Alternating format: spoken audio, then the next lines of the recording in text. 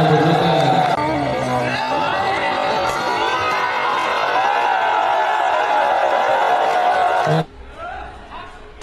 ักดิ์เสริมมาชูนิ่มเปิดยกไม้พรชัยมาขึ้นบล็อกแล้วมันโดนเหลี่ยมไม่ดีครับโมเมนต์เอเชียน Assalamualaikum guys, bersama saya Akil di AI Channel pada musim PKP ini.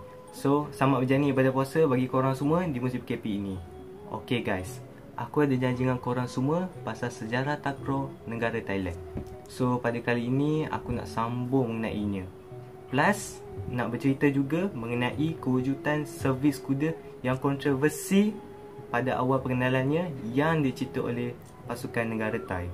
Mengikut kata orang tua aku, kontroversi servis kuda ini sangat panas pada masa tu.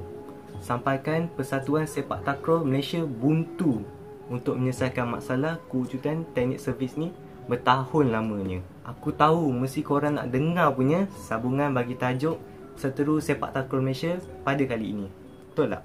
Betul lah tu. Betul. Okey, terdapat bukti orang-orang negara Thailand bermain sepak takraw ini sejak kewujudan kerajaan Ayutthaya semasa pemerintahan Raja Naruswan pada kurun 15 hingga kurun 16. Catatan sejarah mengenai kewujudan sepak raga di kerajaan Siam masa tu dicatatkan oleh seorang ahli sejarah Perancis, seorang profesor yang berasal dari daerah Caen yang bernama Francois Henri Turpin. Siapa dia ni? Dia adalah seorang profesor yang berasal dari daerah Caen di Perancis pada masa tu. Beliau ni lah yang menulis tentang sejarah negara Siam pada masa tu. Kalau macam ni, kita ni sejarah kita dicatatkan oleh Tun Lanang, Merong Mawangsa. Kira macam tu lah. Boleh faham kan? La paellera. Venga, que las 2 de la tarde ya están aquí. Miren, bañador. En las chanclas. Todo despeinado porque no me dio tiempo nada ponerme las chanclas y el bañador. Voy a la playa, había subido la marea.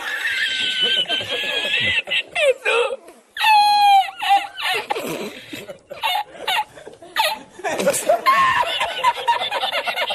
Eso.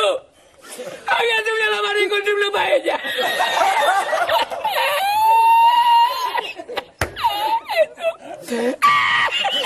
So, catatan beliau mengatakan bahawa bagaimana orang-orang Siam pada masa tu bermain sepak takraw dan bukti kewujudan permainan ini dicatatkan pada mural yang terdapat di Wat Pa Kau, Bangkok yang menggambarkan Tuhan Hanuman yang menimbang bola kecil dalam lingkaran bersama tentera-tentera monyet. Permainan takraw Thailand yang moden bermula pada awal kurun ke-17 di mana Persatuan Sukan Siam diorang start memperkenalkan permainan sepak takraw mereka mengikut gaya permainan bola tampar.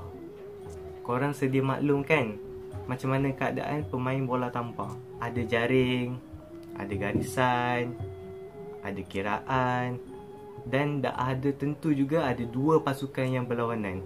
Permainan ni mendapat perhatian orang ramai pada masa tu. Ulungnya permainan sepak takraw di Thailand pada masa tu sampaikan semua sekolah di Thailand menyerap permainan ni sebagai kurikulum utama. Bukan tu je, permainan ni dah jadi adat tempatan untuk diorang kat sana tau. Bagi siapa yang tak tahu, perkataan sepak takraw ni terpakai secara umum di peringkat antarabangsa sekarang ni. Aku ceritakan kenapa dan macam mana nama sepak takraw ni wujud. Macam ni. For your info, lain negara, lain juga panggilan bagi permainan sepak raga ni.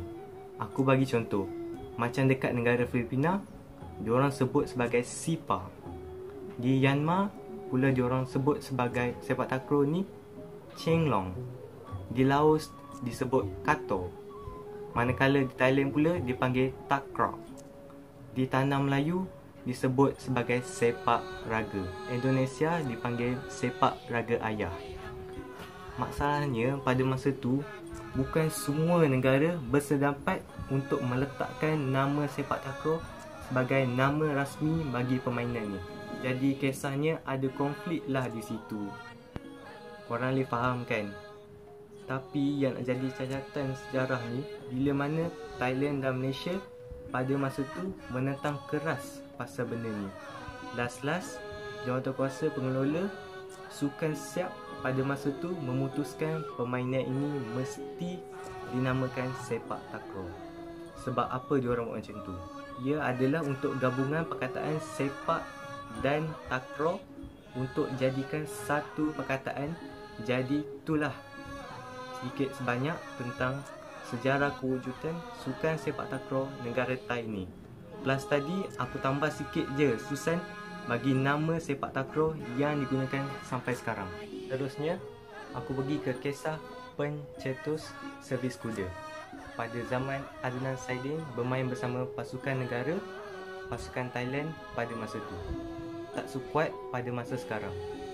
Bagi Thailand, Malaysia tu betul-betul merupakan pasukan ancaman bagi permainan tradisi negara Thailand. Kalau kita soroti dalam klip-klip video lama, baik daripada segi servis, attacking atau defensif, Thailand bukan tandingan Malaysia pada tahun 80-an. Masa tu pasukan Thailand belum menguasai permainan sepak takraw ni di peringkat antarabangsa. Walau bagaimanapun, menjelang lewat tahun 90-an, Thailand mula mencipta satu resepi untuk strategi permainan diorang. Apa tu? Masa tu wujud servis kuda malangnya bagi pasukan negara Malaysia. Pada masa tu, pertukaran sistem kiraan mata juga memberi kelebihan kepada Thailand.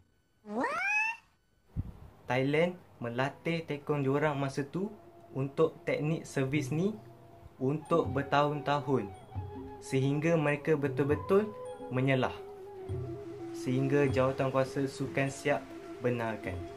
Jadi siapa create benda ni? Nama dia Supsak Phongsak. Lahir pada 14 Disember tahun 1977 di Ratchaburi, Thailand. Start career sepak takraw seawal usia 10 tahun. Masa dia remaja, dia ada bakat istimewa, lepas tu terus berkembang. Dia juga dianggap salah seorang pemain sepak takraw Thailand terbaik sepanjang zaman. Kalau korang kenal Ronaldinho, popular dengan bermacam skill yang boleh kelirukan pihak lawan. Tapi Supsak, dia menggegarkan dunia sepak takraw dengan adanya servis kuda. Dulu sebagai tekong, karakter tekong adalah tenang dalam gelanggang. Tapi Supsak lain. Dia jadikan dirinya sebagai tekong yang bersifat killer pertama dengan servis beliau. Servis Supsak ada spike tapi sangat deras. Ini merupakan salah satu teknik paling berbahaya bagi pihak lawan. Perlawanan yang berlangsung pada masa tu dengan menggunakan teknik tersebut, ramai terkejut dan tewas. Cuba korang bayangkan kelajuan bola yang direjam oleh Supsak purata kadar kelajuan 100 km sejam dan jatuh di gelanggang lawan purata 0.4 saat. Aku rasa bagi diorang mustahil nak tackle bola selaju tu. Servis kontroversi ini kali pertama digunakan oleh Supsak pada Sukan Sri Jakarta tahun 1997. Sedang pasukan lain menyiapkan teknik dan strategi pasukan mereka, Thailand masih rasa diri dan corak permainan diorang masih tiada siapa dapat mengalahkan mereka. Kerana Thailand mempunyai banyak player yang berkemampuan untuk teknik servis kuda. Selepas servis ini dimainkan oleh Thailand, rank Thailand terus mendadak. Pada masa yang sama, ada yang mengadu dan membantah penggunaan servis kuda ini, dan ada yang sampai minta diharamkan. Mereka berpendapat teknik servis ni menjadikan permainan sepak takraw ni menjadi bosan, beraksi hanya sedikit dalam gelanggang, dan ada yang mengatakan teknik servis ni memandai untuk mendapat mata ace.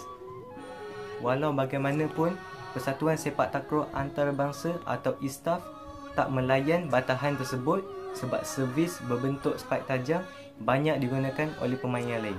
So begitulah sedikit sebanyak kupasan mengenai sejarah dan terciptanya teknik servis kuda yang dimulakan oleh negara Thailand. Saya akhir berharap info yang telah diberikan ini, andai kata terdapat kekurangan atau kelemahan, kami di AI Channel memohon maaf andai kata ada salah silap. Jadi jangan lupa subscribe, like dan share channel AI sebagai tanda sokongan untuk video kami akan datang. InsyaAllah kami akan kupas topik yang lain pada masa akan datang. Dan sekali lagi kami mengharapkan korang semua subscribe dan share channel kami. Sehingga berjumpa lagi dan selamat puasa. Assalamualaikum.